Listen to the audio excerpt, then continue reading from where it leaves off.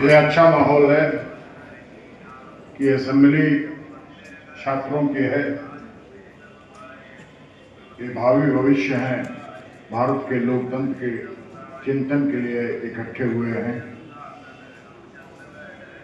और रामायण का पाठ हो रहा होगा, नीको हो रहा है। एक शुभ संदेश। मैं आभारी हूं आपके प्राचार्य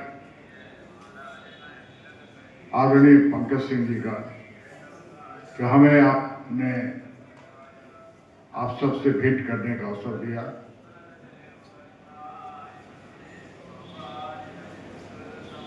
मंचस्थ विशिष्ट जो शिक्षा जगत के शिक्षक हैं, उनके साथ साथ विद्यार्थियों के इतने बड़े समूह जिनकी प्रज्ञा तेज के साथ आज डिबेट के लिए यहाँ उपस्थित है, हम सबका स्वागत करते हैं, अभिनंदन करते हैं। डॉक्टर सीपी गुप्ता साहब, doctor BA Prakash Singh ji, doctor परमेश्वर पांडे जी, युवा अधिकारी भारत सरकार राजेश तिवारी जी, क्षेत्रीय कार्यालय लखनऊ विवेक सिंह जी, और हमारे साथ पधारे वृद्ध, आपको देखने में लग रहे हैं 80 वर्ष के हैं, लेकिन लगते हैं 60 साल के। ये मेधावी छात्र रहे हैं, 4 first class, high school inter, BSc, MSc, law और सर्वोदय में काम किए। ईसा में बंद रहे इमरजेंसी में, बुंदेलखंड से हैं। हमने कहा चल रहे छात्रों के बीच में आप चलें। मैं उनका भी आभारी हूं कि उन्होंने आपके बीच में अपनी उपस्थिति दर्ज कराई। आज विषय है, भारत सरकार ने राजनीतिक चेतना के लिए, पॉलिटिकल अवेयरनेस के लिए स्टूडेंट्स के बीच में आपातकाल के 50 वर्ष और भारतीय लोकतंत्र के लिए सबक, इस पे आप पर चर्चा करोगे। हमें आपके प्रिंसिपल साहब ने आदेश किया है कि आपातकाल पे रखें विषय। आपातकाल लगा क्यों? कोई भी एक्शन होता है तो उसके पीछे कोई न कोई कारण होता है, परिस्थितियां होती हैं। आपातकाल लगा था तो मेन मुद्दा जो था आपातकाल का, उसके पहले गुजरात में नवनिर्माण आंदोलन छात्रों का चल रहा था। मैं इसको लेके चला और मोरारजी भाई उसमें कूद गए, सहयोग किया। गांधीयन बहुत बड़े लीडर थे मोरारजी भाई। नेहरू जी की सरकार में भी रहे और अन्य डिवाइडेड महाराष्ट्र, बंबई राज्य के मुख्यमंत्री रहे, और उसी से प्रेरित होकर के बिहार में छात्रों का आंदोलन चल गया और जयप्रकाश जी को जाकर के उन्होंने आमंत्रित किया और जयप्रकाश जी ने आशीर्वाद दिया। उधर रेल स्ट्राइक हो गई, जॉर्ज फर्नांडिस ने कॉल दे दिया, चक्का जाम हो गया। रेल भारत की लाइफ लाइन आज भी है, तब और भी सघन मजबूत थी, क्योंकि रोड का इंफ्रास्ट्रक्चर इस तरह से नहीं था जो आज बन गया है। 6 लेन 4 लेन की कल्पना नहीं थी, सारी 2 लेन थी। और grand trunk road, GT road के अलावा कोई बढ़िया नेशनल हाईवे भी उस समय नहीं। तो रेलवे का बड़ा रोल था। इसी में सोने में सुहागा हुआ कि इंदिरा जी चुनाव लड़ी थी, जो रायबरेली से उस चुनाव में कुछ गलत मीन्स अप्लाई किए गए, कुछ पैसा दिया गया किसी को, कुछ कंबल बांटे गए, जो आजकल तो सामान्य बातें हैं, कंबल, शराब और पैसा सामान्य बातें रह गई। अब चुनाव में शिष्टाचार हो गया, तब ये रिश्वत मानी गई। और एक सरकारी अधिकारी होते हुए स्टेट एक्सचेकर से सैलरी ड्रा करते हुए यशपाल कपूर जो उनके निजी सहायक थे, वो चुनाव में कार्य कर रहे थे, ये भी चार्ज लगा। और जगमोहन सिन्हा साहब इलाहाबाद हाई कोर्ट के जज थे, राजनारायण जी के चुनाव याचिका पे उनका निर्वाचन रद्द किया और 6 वर्ष के लिए उनको प्रतिबंधित किया। इंदिरा जी 71 के वार के बाद, बांग्लादेश के निर्माण के बाद बहुत ही पॉपुलर और शक्तिशाली हुई थी। जैसा कि प्रिंसिपल साहब ने कहा कि अटल जी ने दुर्गा का अवतार तक कहा, और उस समय के आरएसएस चीफ ने भी, बाला साहेब देवरस ने भी उनकी प्रशंसा की थी। राष्ट्रीय चेतना के जो लोग भी होंगे, कोई अच्छा कार्य करेगा तो उसकी प्रशंसा करेंगे। ये नैतिक शक्ति व्यक्ति के अंदर होनी चाहिए। हमारा विरोधी भी अगर अच्छा काम कर रहा हो, मैं मुरीद हो जाता हूं। मैं अपनी बात कह रहा हूं, मैं चुनाव लड़ रहा था जनता दल से, और जनता दल से मैं चुनाव लड़ रहा था और समाजवादी पार्टी बन गई थी। मतलब जनता दल का जो वोट बैंक था वो स्विच ओवर कर गया था समाजवादी पार्टी। मैं जब भी चुनाव लड़ा तो नेक टू नेक लड़ा, और 1000, 1200, 700 और 350 वोट से मैं चुनाव हारा, 3 चुनाव। और इंडिपेंडेंट जैसा लड़ा। हमने कोई गलत मीन्स अप्लाई नहीं किया, ना मैंने पैसा दिया ना शराब दिया। और वो शिष्टाचार है, कितनों बड़ा मनीषी हो, चाहे स्वर्गीय अटल बिहारी वाजपेयी का चुनाव हो, चाहे राजनाथ सिंह जी का चुनाव हो, चाहे मोदी जी का चुनाव हो, प्रबंधकों के द्वारा ये सारे गलत प्रयास किए जाते हैं पैसे और साधन के। लेकिन मैंने नहीं किया, मैं चुनाव हारा, लेकिन मेरा मन, मेरी आत्मा, मेरी नजरें किसी से झुकी नहीं कि मैंने गलत काम नहीं किए। लेकिन एक वाकया कहता हूं, भारतीय जनता पार्टी का एक गीत बजता था, एक पुरानी फिल्म, हमारे ख्याल से दिलीप कुमार और वैजयंती माला की फिल्म का गीत था, बलिए करके था। उसी टून पे गाना बजता, चलिए कमल का फूल है जहां, बलिए कमल का फूल है, मोहर लगेगी वहां, कमल का फूल है जहां। मुझे गाना अच्छा लगता था, टोन अच्छा लगता था। मैं कैंपेन में चलते हुए गाड़ी में बैठे गुनगुनाने लगा, मेरे साथ बैठे, ये क्या कर रहे हो? मेरा कहना है कि जो चीज अच्छी लगे अप्रिशिएट कर दो। तुम्हारा विरोध में है, लेकिन अगर अच्छी चीज, लय है, सुर है, ताल अच्छा लग रहा था, मैंने दोहरा दिया। विरोधी की भी कोई अच्छी चीज हो तो उसे अप्रिशिएट करो। स्पर्धा, खेल भावना, कंपटीशन किस लिए होता है? आप में ऊर्जा, आपको प्रेरणा मिले। खेल भावना में जब आपकी टीम हार जाती है तो आप उसके दुश्मन नहीं हो जाते, बढ़ करके आप हौसले के साथ उसे बधाई देते हो और ये कहते हो, प्रेरणा लेते हो कि आगे फिर हम तैयारी करते, फिर आएंगे मैदान में, अब कि हम जीत के सुर ले जाएंगे। तो ये प्रेरणा मिलती, ये होना चाहिए। और लोकतंत्र की खूबसूरती इसी चीज को मान करके संविधान के रचनाकार जो लोग थे, एक व्यक्ति कोई संविधान बनाने वाला नहीं था, ड्राफ्ट कर देने वाला व्यक्ति केवल संविधान रचयिता नहीं था, 250 लोग थे। चेयरपर्सन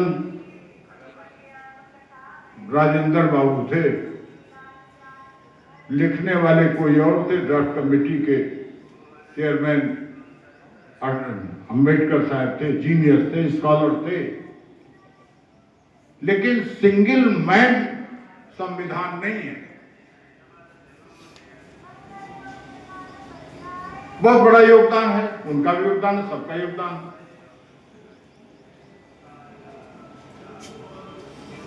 हमने डेमोक्रेटिक पैटर्न लिया। आजादी के बाद जब पावर हमको ट्रांसफर हुआ ब्रिटिशर से, तो हमने पद्धति लेनी थी कि किस प्रेसिडेंशियल फॉर्म ऑफ गवर्नमेंट रहेगा, सिस्टम रहेगा कि पार्लियामेंट्री सिस्टम रहेगा। तो पार्लियामेंट्री सिस्टम भी कई जगह पे था, लेकिन हमने ब्रिटेन से अडॉप्ट किया। लेकिन ब्रिटेन की पार्लियामेंट्री सिस्टम जितना आज भी सशक्त है, हम उससे प्रेरित होकर के उतने सशक्त नहीं, हम निर्बल होते जा रहे हैं। क्योंकि आज ब्रिटेन के सिस्टम में अगर प्राइम मिनिस्टर किसी मिनिस्टर पे आरोप लग जाए तो सफाई देने के लिए और सुप्रीम कोर्ट को वेट नहीं करता है कि फैसला आएगा तब देखेंगे, वो पहले रिजाइन कर देता है। आप लोग देखते रहेंगे, पिछले दिनों में अभी भी देखा है, एस्टेपिन कांड में भी देख रहे हैं, कई देशों के प्रीमियम्स ने रिजाइन किए हैं।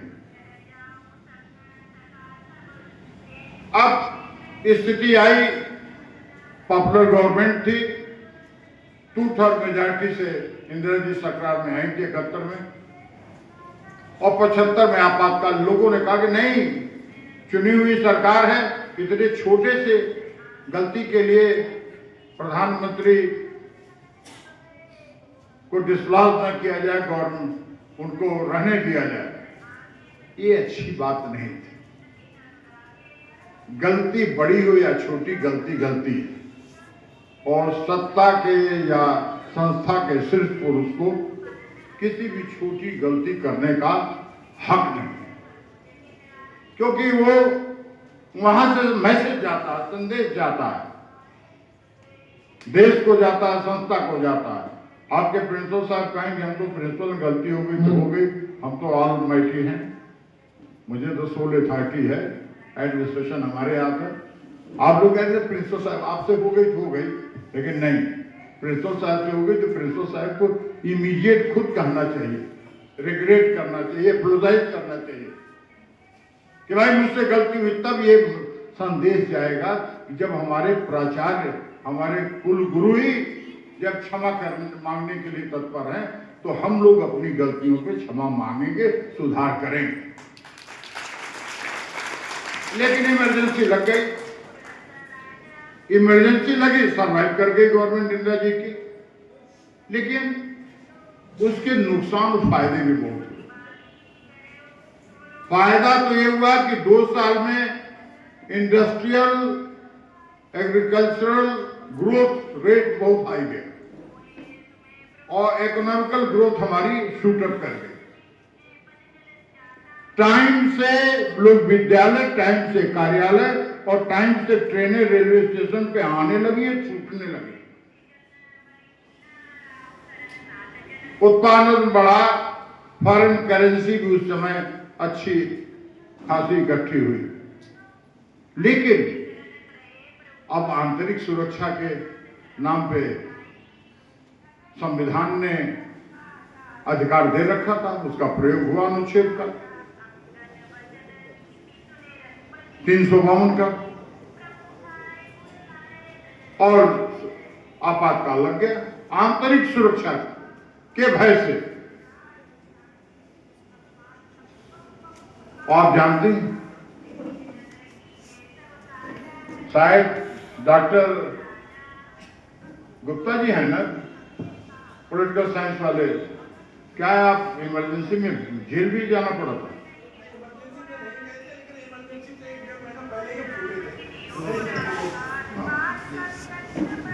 आपको डॉक्टर साहब याद होगा कि जातियां भी बहुत हुई। मुजफ्फरनगर जिला है पश्चिम उत्तर प्रदेश का, कलेक्टर ने कहा सारे अपने मजिस्ट्रेट को, एडीएम को और डीजे से भी बात किया उन्होंने कि सबकी तारीख एक ही दिन लगा दी जाए, सारे मुकदमों की तारीख एक ही दिन लगी। और पीएससी ने, जज का कोर्ट और कलेक्ट्रेट मजिस्ट्रेट सारा घेर लिया और सबको पकड़ करके ले जा करके नसबंदी कर दी गई, फैमिली प्लानिंग का ऑपरेशन कर दिया गया। कदाचित आप में से कुछ को मालूम, कुछ को नहीं मालूम होगा। प्रिंसिपल साहब शायद ये संज्ञान में बात नहीं रही। और एक दिन में सबको और विद्रोह हुआ। आपातकाल था, सारे नागरिक अधिकार निलंबित थे, लेकिन इतना बड़ा विस्फोट हुआ कि डिस्ट्रिक्ट मजिस्ट्रेट विजेंद्र यादव को हटा के पहले के डिस्ट्रिक्ट मजिस्ट्रेट योगेंद्र नारायण वहां रहे थे, उनको भेजना पड़ा। और किसी तरह से सेटल हुई चीज। तो जाती है जो पैरोकार अभी एडल्ट नहीं थे, मेच्योर नहीं थे, जिनके बच्चे नहीं थे, उनकी भी फैमिली प्लानिंग में नसबंदी कर दी गई। तो जाती है, इस तरह की बहुत सी जाती है। जिसको कुछ पसंद नहीं है, नेताजी ने कह दिया, कांग्रेस के पुलिस वालों ने पसंद नहीं, इनके ऊपर एनएसए लगाओ, मीसा बंद कर। भाई मैं भी बंद होते होते बच गया। मैं थोड़ा साफ सुथरा छात्र था, यूनिवर्सिटी में था। मैंने अधिकारियों से बात की, अधिकारियों ने मदद की, राजनीतिक संरक्षण मैंने नहीं लिया, बच गया। बहरहाल जातियां, उस जाति के आक्रोश की प्रतिध्वनि संसद तक में गई थी। एक आपके बगल का जिला है बहराइच, बगल ही तो कहा जाएगा। वहां के एक सांसद थे, क्या नाम था भाई, पंडित बदलूराम शुक्ला। बदलूराम जी जिले के बड़े अच्छे वकील थे, लीडिंग प्रैक्टिशनर थे और मेंबर पार्लियामेंट थे। उनके दामाद प्रधानमंत्री के प्रमुख डीजी सचिव रहे हैं, प्रधान सचिव रहे हैं, और राम मंदिर निर्माण समिति के अध्यक्ष हैं निपेन मिश्रा साहब। और वो जीनियस स्कॉलर था। तो जानते हैं, प्रकारांतर में उन्होंने आपातकाल के को हल्का सा क्रिटिसाइज करके परिस्थितियों को का दृष्टांत इस साहस के साथ के हो सकता है उन्हें भी जेल भेज दिया जाए। उन्होंने एक कविता पढ़ी थी छायावादी ढंग से, उसके मुखड़ा मुझे याद आ रहा है। मैंने उसको सर्च नहीं किया, शोध नहीं किया, मुझे समय नहीं मिला। मैं बाहर ही रहा और बाहर ही चला आया। आंतरिक सुरक्षा के भय से बुलबुल ने गाना छोड़ दिया, पनघट पे पनिहारिन ने गागर छलकाना छोड़ दिया। अब जाने सांझ कहां होगी, अब जाने रात कहां होगी। ये भय और आतंक का माहौल था। बुलबुल चिड़िया चहचहाना बंद कर, उसका था परसेप्शन की चिड़िया, इतना आतंक है कि चिड़ियों ने चहचहाना बंद कर दिया है। पनघट पे बच्चियां, महिलाएं, स्त्रियां गागर लेके जाती हैं जल लेने के लिए, वो गागर छलकाना चाहिए कि पता नहीं अभी पकड़ लिए जाए, क्या हो जाएगा। आंतरिक सुरक्षा के डर से बुलबुल ने गाना छोड़ दिया, पनघट ने पनिहारिन ने पनघट पे गागर छलकाना छोड़ दिया। अब जाने सांझ कहां होगी, अब जाने रात कहां। परिस्थितियां इतनी भयावह थी, लोगों में डर, दहशत की स्थिति इतनी थी, आपातकाल की आप कल्पना कर नहीं सकते हो। जो लोग रहे हैं, जिन्होंने भुगता है, वो जान सकते। देश के सारे नेता जयप्रकाश नारायण से लेके चंद्रशेखर और रामधन से लेके सबसे पहले गिरफ्तार हुए लोग, उसके बाद अटल जी, अडवाणी जी, जाने कितने देश भर में मैं समझता हूं 20-25 हजार लोग मीसाबंदी एनएसए में बंद हुए थे। आपातकाल उठा। कहीं न कहीं इंदिरा गांधी के मन में राजनीतिक चेतना, प्रतिबद्धता थी, क्योंकि फ्रीडम मूवमेंट के लोग थे। और चुनाव हुआ। अभी हमारे पहले जो संचालन कर रही थी आपकी प्राध्यापिका, उन्होंने कोई गीत कहा था या प्रिंसिपल साहब ने कहा था, जिन हाथों में शक्ति रही है सत्ता दिन उन्हीं हाथों को शक्ति मिली है। कविता तो है कि जिन हाथों को शक्ति रही है तिलक लगा देने की, उन्हीं हाथों में शक्ति रही है सर उतार देने की। कहने का मतलब कि जनता चाहे आपको तिलक दे दे, चाहे आपको डिस्लाज कर दे, उतार दे। लेकिन चुनाव हुआ, जयप्रकाश नारायण के आशीर्वाद से मोरारजी भाई के नेतृत्व में सरकार गठित हुई। सरकार चल नहीं पाई। अंत में चौथी चरण से ये भी कुछ दिन के लिए हुए, इंदिरा जी जेल भी गई और 89 में फिर से चुनाव हुआ और इंदिरा जी मेजॉरिटी में सरकार हुई। घटनाएं हुई लोकतंत्र में तमाम, फिर स्थितियां हुई अस्थिर सरकारों की, गठबंधन की सरकारें। डेमोक्रेसी की बात हो रही है, लोकतंत्र की बात हो रही है। लोकतंत्र आके कहां खड़ा हुआ है 50 साल में या 5 साल के बाद।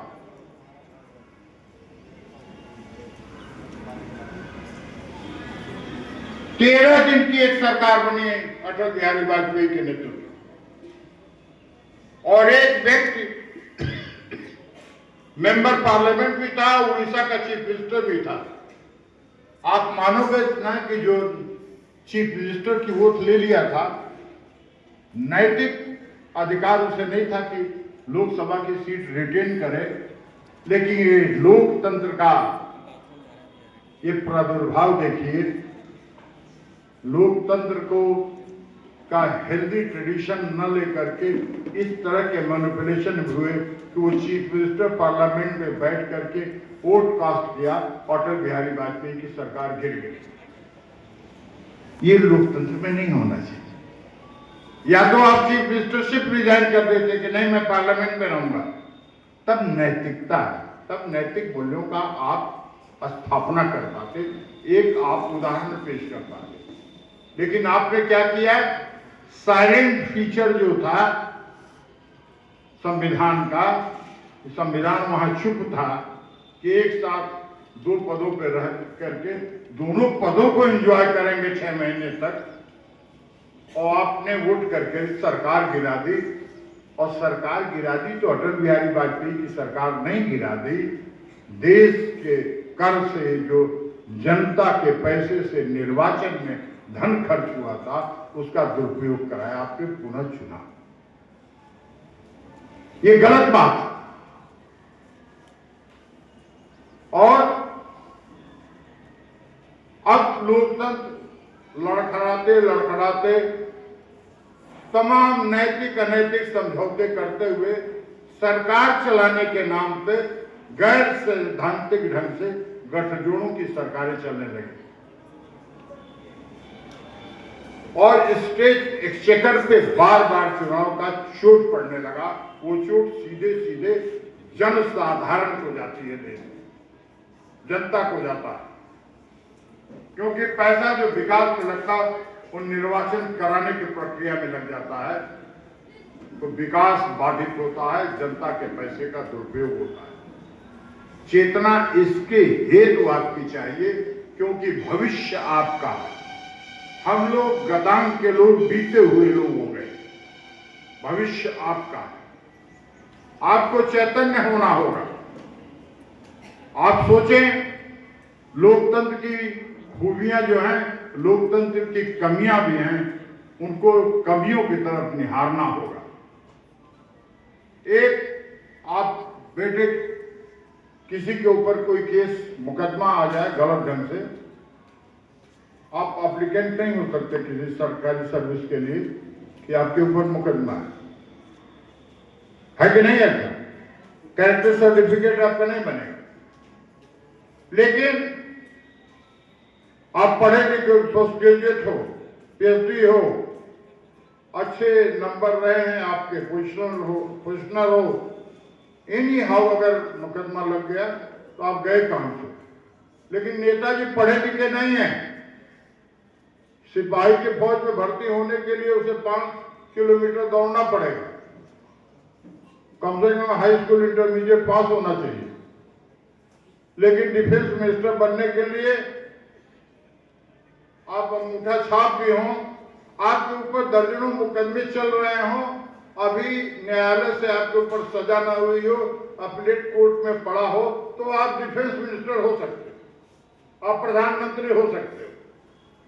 ये विडंबना है कि नहीं लोकतंत्र? इसमें भी कानून बनना चाहिए कि नहीं बनना चाहिए, ये चिंतन की बात। इसके बाद चुनाव होता है। प्रधानी के चुनाव से लेकर के विधानसभा और लोकसभा के चुनाव तक में गांव-गांव, घर-घर पैसा बंटने लगता है। प्रधान जी लोग क्या करते हैं, काली पन्नी में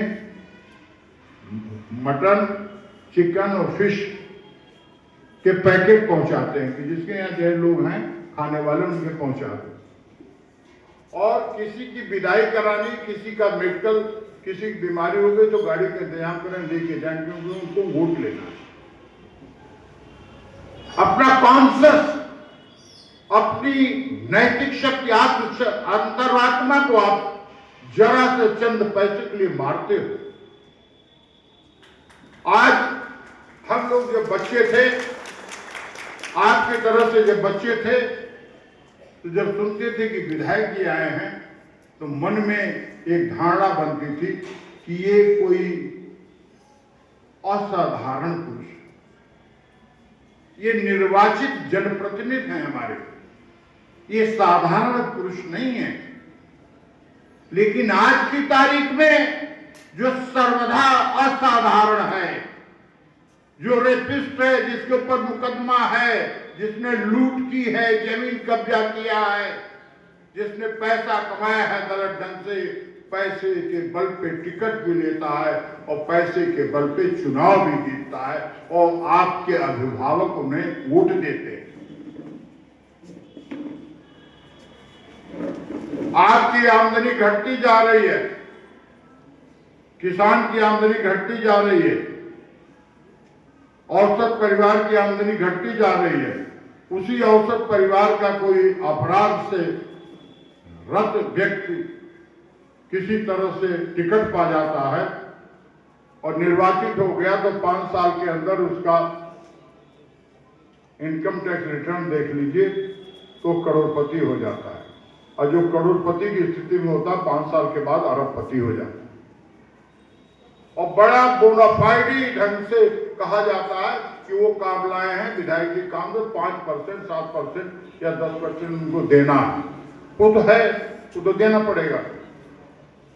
ये लोकतंत्र की ये खूबी है कि लोकतंत्र का अभिशाप है। और इसके लिए किसको चेतना है? आपको चेतना है। आपको अपने माता पिता, अपने बड़े भाई, अपने बुजुर्गों से के प्रति आक्रोश व्यक्त करना है, विद्रोह करना होगा। विद्रोह के लिए आपको हिंसा करने की नहीं जरूरत है। विद्रोह आपको नैतिक ढंग से करना होगा, हाथ जोड़ करके, कि गलत निर्वाचन न करें, जो उपयुक्त हो उसी का निर्वाचन होना चाहिए, तब लोकतंत्र हमारा अच्छा रह पाएगा। अभी आपने देखा स्पीकर के ऊपर लोकसभा के आरोप लग गया, स्पीकर ने 15 दिन तक पार्लियामेंट नहीं गए, बहस होती नहीं रही। डेली का खर्चा करोड़ों का होता है, सदन के चलने पे पैसा बर्बाद हो जाता है और कोई बिल पास नहीं हो पाती है, और कभी ध्वनिमत से, कभी स्वरमत से बजट पास हो जाते हैं, बिल पास हो जाते हैं जिन पे डिबेट नहीं होता है। तो लोकतंत्र के लिए अभिशाप है कि लोकतंत्र की खूबसूरती क्या है, बोलिए ना। इसके लिए लड़ने के लिए आप तैयार हो? आप आवाज उठाओगे? आपको उत्तर प्रदेश की संसद में भी, विधानसभा में भी आप में से किसी को बोलने, अपनी बात रखने का अवसर मिलेगा। 8 अप्रैल को है, और फिर उसके बाद पार्लियामेंट भी जाने की स्थिति आएगी। अगर स्वर नहीं दोगे तो शर्माएंगे लोग कैसे। और सबसे ज्यादा अगर शर्म आती है तो बच्चों से आती है। माता पिता कहीं बिहाई कर लें, लेकिन अल्टीमेटली अपने बच्चों से शर्माते हैं, झिझकते हैं। और झिझक को सुदृढ़ कर रखने की जरूरत है। नैतिक शक्ति समाज के अंदर तभी रहेगी जब बच्चे आप अपने भविष्य के लिए गलत लोकतंत्र के जो सिपाही, जो नुमाइंदेगार आ रहे हैं, उनके विरुद्ध आवाज उठाने की बात करोगे। और निर्वाचन प्रक्रिया में सुधार होना चाहिए। लोकतंत्र की हमारी खूबसूरती तभी रह पाएगी। मैं बहुत कुछ न कह करके इतना ही कहूंगा आपके लिए, बच्चों के लिए। तो जो बड़े हैं, लोग तो लोग हैं, लोगों की तरह देखते हैं। लोग तो लोग हैं, लोगों की तरह देखते हैं। हम तो ऐसे हैं जो बच्चों की तरह देखते हैं। आपका मन और मस्तिष्क कोमल होता है, निर्मल होता है। और जहां कोमलता होती है, जहां निर्मलता, वहीं सत्य का निवास होगा। जहां सत्य होता वहीं ईश्वरीय तत्व होता। आप में ही सत्य है। हम एक हैं, हम तो ऐसे हैं जो बच्चों की तरह देखते हैं। हमको दुनिया ने लकड़हारा समझ रखा है। हमको दुनिया ने लकड़हारा समझ रखा है। हम तो पेड़ों को भी परिंदों की तरह देखते हैं।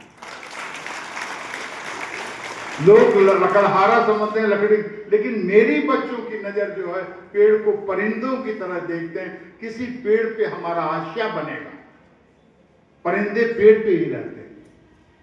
हम काटना नहीं चाहते हैं, हम उसको सजाना चाहते हैं। तो इस स्पिरिट, इस भावना, इस ऊर्जा, इस चेतना के साथ मैं आप सब के प्रति अपनी शुभकामनाएं व्यक्त करते हुए अपनी बात समाप्त करता हूं।